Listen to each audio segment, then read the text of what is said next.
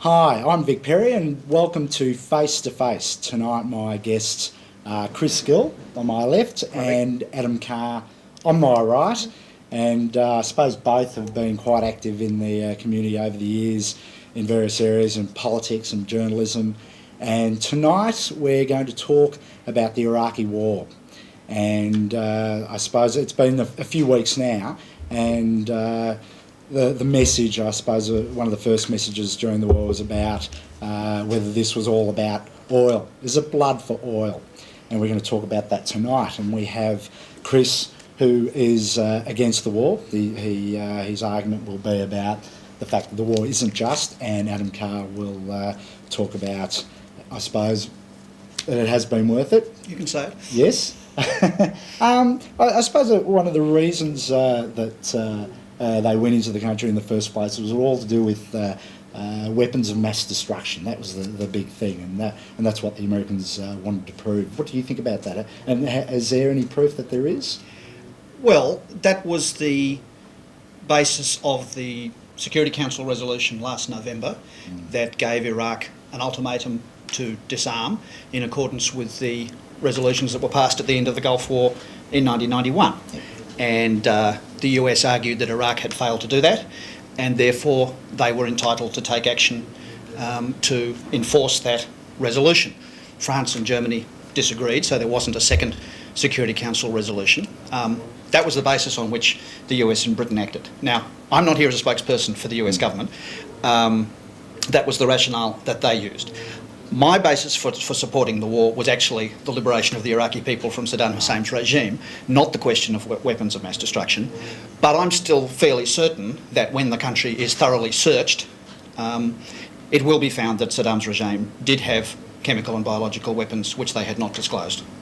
Yeah, do you agree? Do you think there are those weapons of mass destruction are there, Chris? I think the real situation is that the United Nations has been looking for weapons of mass destruction in Iraq for many months or years, and left to complete its task, they would have been able to determine whether there were weapons of mass destruction in Iraq without the United States having to invade the country.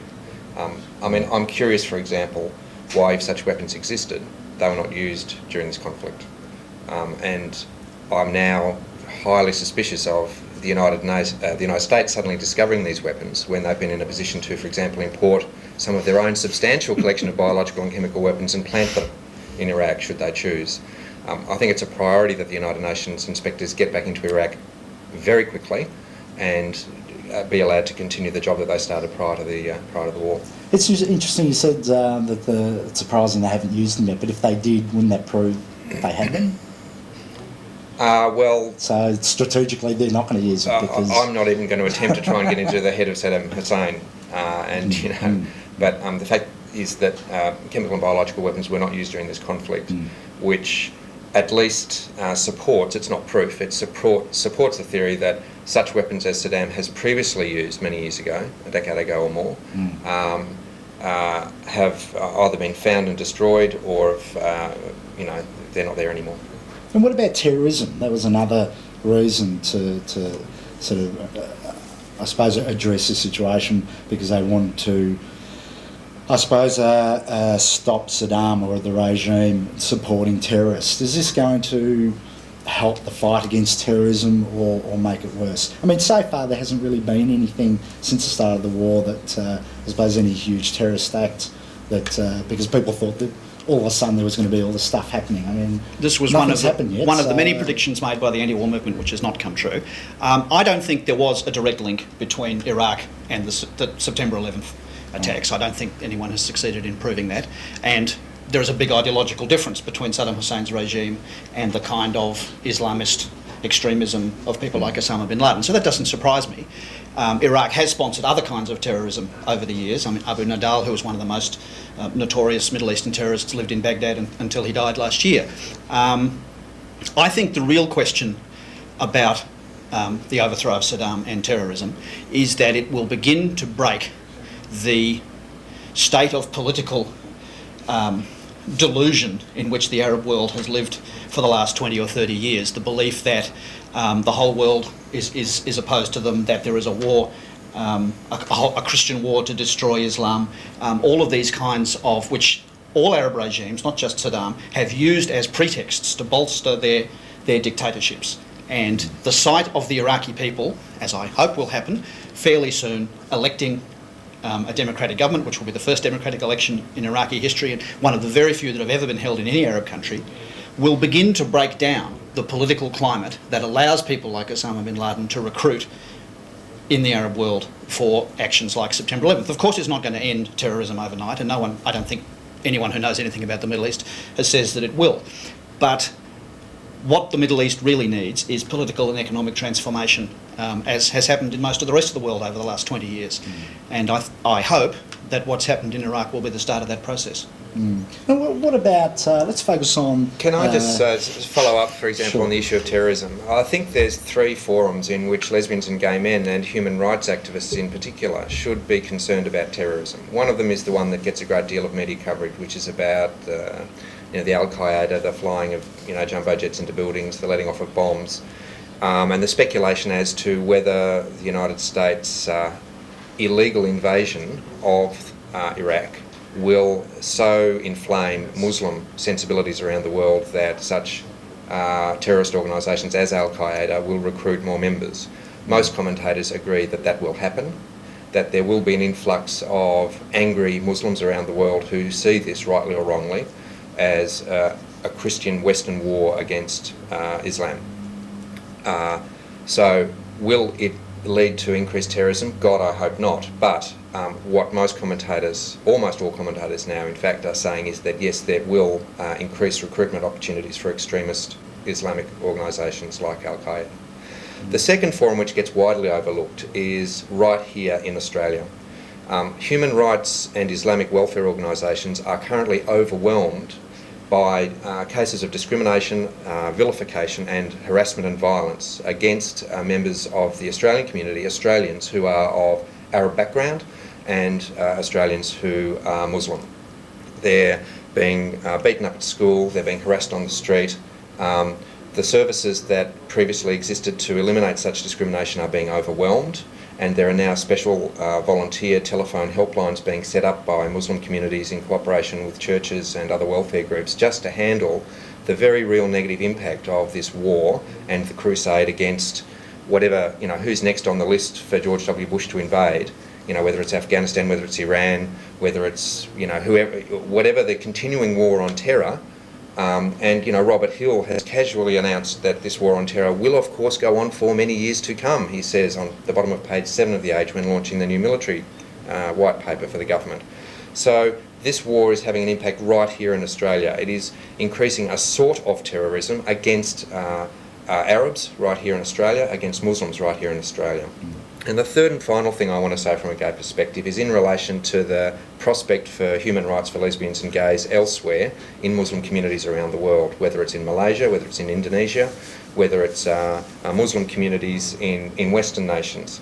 In as much as this war has made life difficult for these communities, in as much as it has inflamed many members of these communities to be suspicious of the West and in particular of the United States, there will be negative consequences for lesbians and gay men who are parts of these communities. Same-sex attracted Muslims, same-sex attracted Arabs may find, in fact, that contrary to optimism that it will improve human rights, that in fact it'll have the reverse effect. Well, let's, I suppose, build a little bit of a context here in regards to say, gays and lesbians over in Iraq. How, during Saddam's regime, how have they been treated by the government in terms of legal rights in Iraq? Well, in November 2001, the Revolutionary Command Council, which was the executive body of Saddam's regime, passed a decree establishing the death penalty for homosexuality, incest, rape and bestiality. Apparently, previously there had been no law in Iraq relating to homosexuality. It's curious that that decree was passed 2 months after the September 11th attacks. My interpretation of that is that Saddam realised after September 11th that the US was going to get serious about enforcing the disarmament of Iraq, and that military action against Iraq was possible, and therefore he wanted to re-establish his good relationships with conservative Arab governments like Saudi Arabia in the hope of deterring that attack. And also he wanted to establish his credentials as a good Muslim, because previously his regime had been a secular socialist regime of sorts.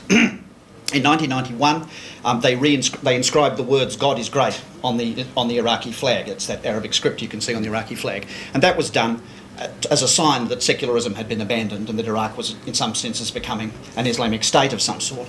And the decree of November 2001 had that effect. Now, I'm not sure to what extent that decree was actually enforced against anybody. I mean, I think it's a bit of a misnomer to talk about gay men and lesbians in Iraq as if there was a Western-style gay community in an Arab Islamic country, because the concept gay and lesbian community is a Western concept. So is the concept human rights, I might point out. I mean, if there's ever going to be a law-based human rights regime in a country like Iraq, then that necessarily entails the importation of a Western legal and political system. It's simply not compatible with a traditional Sharia law or Islamic jurisprudence, which doesn't recognise individual human rights, and certainly not human rights to privacy of sexual practice as we have come to know them in the West. These are Western ideas.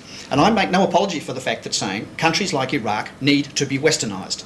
And that's, you can recoil in horror at this terrible imperialistic notion, but that's the fact of the matter. If there's ever going to be individual freedom for people who wish to adopt a gay identity, if that's the way you want to put it, then that's the way it's going to come about, as has started to happen in Indonesia and Malaysia and Turkey perhaps. Some Islamic countries have started to move in that direction. But this is a process of westernisation, and it can't be pretended that it's anything else. And we'll continue. We'll certainly continue. You're watching Face to Face, and we'll be back after this very short break, so don't go away.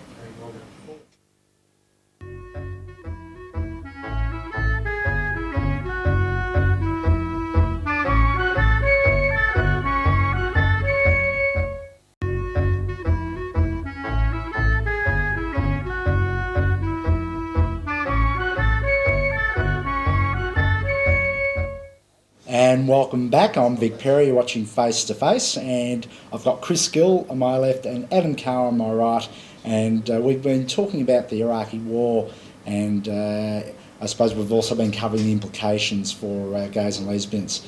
Now, what about in Australia? I mean, what's been happening here?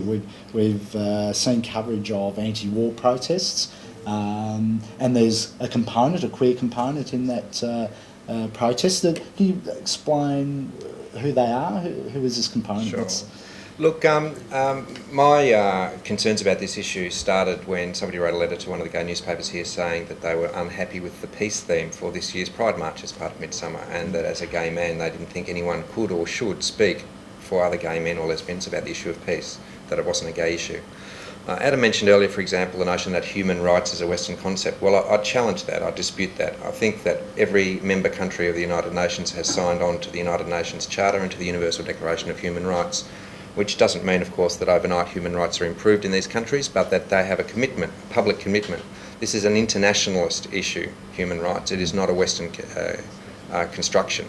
And I think lesbians and gay men have a strong and demonstrable self-interest in having a powerful and effective United Nations.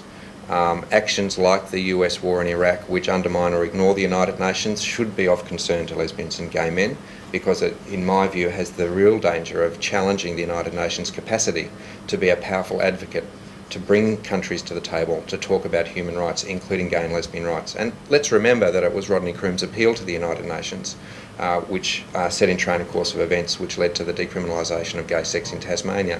This is not an abstract or irrelevant or foreign issue. This is about the United Nations protecting human rights around the world, including our own. So that's one of the reasons why I'm involved in the peace movement, the Victorian Peace Network. It's one of the reasons why a small informal group called Queers for Peace has been running little fundraising events for the Victorian Peace Network and for Oxfam Community Aid Abroad, who are doing work with refugees in Iraq. It's one of the reasons why I think lesbians and gay men should look at the war, look at a unilateral and aggressive United States with some caution and concern. Adam? Well, I quite agree with Chris that the United Nations system is very important for the enforcement of human rights around the world. I don't think that's because of government signatures on the United Nations Charter. I mean, Stalin signed the United Nations Charter, Franco signed it, Kim Il-sung signed it. They had no intention of implementing any of the nice phrases in those documents. What leads to the establishment of human rights in countries is political processes within those countries. But I think there's also a confusion here between the United Nations system, the United Nations humanitarian agencies, the United Nations human rights organisations, and the Security Council. I mean, what we saw in Iraq was a defeat for the idea that the UN Security Council could enforce its will on a country like Iraq, which had broken previous resolutions. The Security Council is not a court, it's not a parliament, it's just a gathering of governments around a table. And two governments that had vetoes in the Security Council decided that they were not going to enforce the previous resolution for reasons, political reasons. Five often did. For political reasons of their own. Two who had vetoes. There was 5 governments that refused to back the US. There's only 5 permanent. There's only 5 veto. Not talking about the permanent members. Okay, well, just you're including non-permanent non-permanent members. Okay, we can quibble about that, but the point I'm making is that the Security Council is not the whole of the United Nations, and to suggest that the US is trying to destroy the United Nations system of treaties and organisations. I mean, the US is still far and away the largest donor of funds that all those humanitarian agencies spend. The US has basically funded feeding the entire population of Afghanistan for the last 2 years, etc. And certainly the US will be the largest source of funds for feeding the population of Iraq through the United Nations humanitarian agencies. The second point, though, that I think is important to make is that the gay activist community here and around the world has felt it their duty to sign up to the anti-war movement. And they've signed up, in my opinion, to a lot of predictions that were made about the war, that there were going to be millions of refugees, that there were going to be hundreds of thousands of deaths, that there was going to be an environmental catastrophe because the oil wells would all be set fire to, all of which have been proved wrong.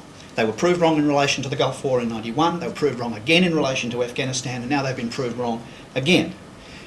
I think it's time that gay community activists realised that the left-wing organisations that run the anti-war movement are not necessarily their allies, and that many of the things they say are motivated by political ideology and are completely false, and that joining up an anti-American crusade, as though this had some connection with gay and lesbian rights, as though there was an obvious connection between the doctrines of organisations like Resistance or the International Socialists or whoever and gay and lesbian rights, is a very misleading course of action, and it leads us into alliances with people like the radical Islamists who parade through the streets, people who believe that gay men and lesbians should be stoned to death. We find ourselves side by side in parades with them. I think that's a serious political error that the gay activist community has made, and I think it's time that people re-examined who our allies and who our enemies really are in pursuing equal and human rights for gay men and lesbians, not just in Australia but elsewhere as well. Well, the number of people that are sort of spoken up against this war, is that representative of the community? I mean, I read a letter recently by someone who was not necessarily for the war, but he wasn't against the war and decided that, well, he didn't want people to speak on his behalf. Sure. Is there a silent majority in our community that actually are thinking now, especially after a few weeks where, as Adam rightly said, that things like, hundreds of thousands of deaths haven't happened, and, have people sort of thought, well, maybe it has been worth it, or do you still think it just hasn't been worth it? Well, there's 2 questions there, which is, can anyone speak for the gay and lesbian community on the issue of the war in Iraq? And the answer is that the gay community activist organisations in Australia who do speak with some authority and representation on issues like law reform and same-sex recognition, the Gay and Lesbian Rights Lobby, self-consciously took a decision not to take a position, and has publicly stated it does not have a position on the war in Iraq. Why is that? Why is that? Because after some soul-searching and debate, basically, and as a member of the Gay and Lesbian Rights Lobby's committee, I'll say that it was my recommendation that the Gay and Lesbian Rights Lobby not take a position on the war in Iraq. I speak here only as a concerned member of the community and a member of a very small informal group called Queers for Peace, which has been running these little fundraising events. I've written a couple of letters to the editor. And I continue to be active and go to peace demos and so on as an individual, as a citizen. I think in the gay community, the gay and lesbian community, there's probably the same divisions, the same concerns, the same anger, the same worry, the same support for the war, the same opposition to the war, as there is in the community at large. In as much as I've been trying to make a case that lesbians and gay men should be particularly concerned about the war, it would appear largely that I failed. Now, the reason that I'm concerned about this war is not the long list of bad consequences that Adam's just reeled off, which some commentators were predicting, the burning oil fields and the millions of refugees. I can't see the future. I don't have a crystal ball. The single potential impact that I'm most concerned about, and I hope it doesn't come true, I wish that I did have the crystal ball, is in relation to the human rights of same-sex attracted people in Muslim communities around the world. I'm very worried about that. And it is demonstrable that Muslim communities here in Australia are on the receiving end of vilification, harassment, violence, and which is overwhelming the Equal Opportunity Commission, the Muslim Council, other services. So there's preliminary strong evidence that a climate of hatred and fear that's been created here in the Australian community, as well as in the international community with countries bombing each other, that climate of fear, hatred and violence actually is now internalising in Australia, that we're seeing Australians fighting each other, and that's bad news for lesbians and gay men as well. We have a demonstrable self-interest in a culture of peace and the rule of law. That's the only way a minority group like lesbians and gay men can ensure their physical and social safety. So the rule of law, negotiation, and war only, violence only, ever in the last possible, eventuality. These are the things I think we have a demonstrated interest, and I'll continue to say it, even while I advise groups like the Gay and Lesbian Rights Lobby not to take a position because, it's arguable as to whether it's got anything to do with, what that group's there to do. Well, you talk about sort of negotiation. Do you think that they had enough negotiation? Do you think there was enough negotiation? I don't. I think there were 12. Iraq had 12 years to conform to the terms it was given in the 1991 ceasefire, and it was quite clear that they never had any intention of fulfilling those agreements. They're still holding Kuwaiti prisoners of war, for example, that they were supposed to release under that ceasefire agreement. After September 11th, the United States increased its resolve to enforce that. That's what changed in the world over the last 2 years. But coming back to the point that Chris made, of course I condemn violence or harassment against Arabs or Muslims in Australia. I'd make the point, though, that we have a legal and political system that gives them redress. We have human rights commissioners, we have ombudsmen, we have parliamentary inquiries, we have a free media that can expose these things and track down people who are responsible for committing them. Those things don't exist in most Arab and Muslim countries. They certainly didn't exist in Iraq. I agree, it's quite possible the situation in Iraq could turn very nasty. If you establish a democratic system, Iraqis may turn around and elect a mad Islamist government that oppresses people. Well, that's a risk you run when you have democracy. But the process has to start somewhere. You're never going to get a rights-based democratic system of government in a country like Iraq unless you start by removing the dictator from power, who had ruled for 24 years and would have ruled for the rest of his life had this invasion not taken place. And that's my bottom line on this, that 24 million people have been liberated from a dictatorship, and that the consequences of that have not been nearly as catastrophic as the anti-war movement predicted, and that people should get a grip on reality as to what's happening in the region before they engage in this kind of rhetoric. Very briefly, Adam, you rightly protest the crystal ball gazing that preceded the war from some commentators with the long list of bad consequences, and then proceed to look into your own and say that you know for a fact that Saddam would have been there until he died. Maybe that's not the case. Maybe there would have been some other way of democratic reform in Iraq apart from bombing the place back to the Stone Age. Well, we have to cut off there, I don't think but so. obviously you think that it was just and there was no other way. You believe there is another way. But that's it. So that was Face to Face. You've been watching Face to Face, and thanks very much for coming in, Chris. Thanks, Thank you Vic. very much, Adam. Perhaps we'll continue this again next time. We'll see you next week. Bye.